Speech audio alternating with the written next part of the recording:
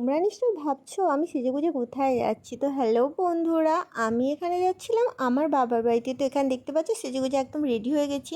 তারপরে এইখানে আমি আর আমার মেয়ে দুজনে কিন্তু একেবারে সেম সেম কালারের ড্রেস পরছিলাম, মানে দুজনেই পরছিলাম ইয়েলো কালারের।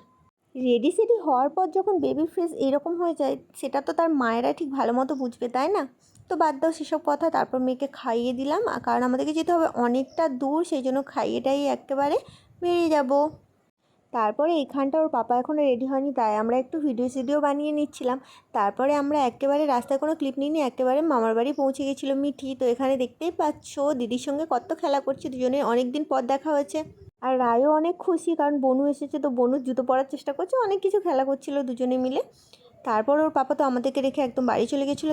আমি কয়েকদিন ছিলাম, তারপর এটা মার্কেটে গেছিলাম, তো রায়ের জন্য একটা সারপ্রাইজ গিফট নিয়ে আসছিলাম। তো ওকে ওটা সারপ্রাইজ দেবো, আর ওকে জিজ্ঞাসা করবো কীরকম লাগলো। ওর নিজের মুখেই শোনো। আছে, তুমি নেবে তো? এই দেখো গিফট।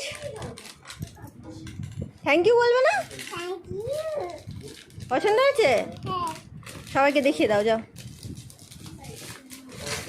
তারপর এখানটা আমরা এবার খাওয়া দাওয়া করে নিলাম, কারণ অনেকটা বেলা হয়ে গেছিলো। মাকে বলেছিলাম একদম সাদা মাটা আমি খাবার খাবো, চিকেন টিকেন একদম খাবো না। তার জন্য মা বানিয়েছিল ডাল, একটা সবজি আর 2 রকমের মাছ ছিল। তারপর আমি ছটপট করে খাবার খেয়ে নিলাম, কারণ আমাদেরকে খাওয়ার পরে একেবারে রিলস বানাতে হতো আমার ভাইজির সঙ্গে, মানে রায়ের সঙ্গে। তো এখানে আমরা দুজনে রিলস বানাচ্ছিলাম, কারণ রাত হয়ে গেছিলো। সয়াবিন আর মিষ্টি খেয়ে নিলাম। তারপর সকাল সকাল দেখতেই পাচ্ছ দিদিভাই তার বোনুকে কীরকম স্নান করে দিচ্ছে সাবান মাখিয়ে দিয়ে। ও বায়না করছিল যে ওই ওর বোনুকে স্নান করাবে।